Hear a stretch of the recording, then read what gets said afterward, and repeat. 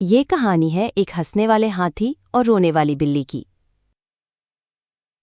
एक जंगल में एक बहुत बड़ा हाथी रहता था जिसका नाम गोलू था। गोलू हाथी की एक अजीब आदत थी।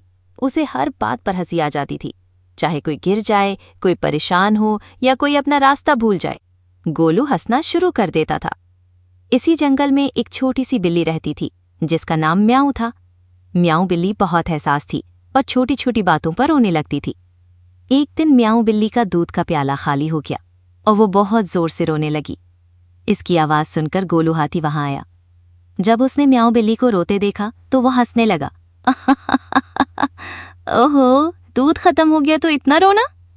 म्याऊ बिल्ली को मजीद रोना आ गया।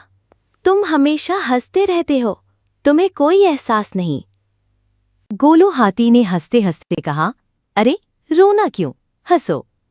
म्याऊ बिल्ली ने अपनी नाक पोंछी और कहा, तुम्हारा क्या है, तुम तो हर वक्त हंसते हो। लेकिन मुझे भूख लगी है और मैं क्या करूं? गोलू हाथी को अचानक अपनी गलती का एहसास हुआ। वो हमेशा सिर्फ हंसता ही रहता था, कभी किसी की मदद नहीं करता था। इसने अपनी हंसी रोकी और गौर से म्याऊ की बात सुनी। अच्छा, रो मत, मैं तुम्हारे लिए कुछ करता हूं, गोलू ने कहा। उसने अपनी सूंड बढ़ाई और एक दरख्त से कुछ रसदार फल तोड़े और म्याऊ को दिए। म्याऊ बिल्ली ने फल खाए और उसकी भूख मिट गई। वो मुस्कुराई। शुक्रिया गोलू हाथी, तुम हंसते तो बहुत हो, लेकिन तुम अच्छे भी हो, म्याऊ ने कहा।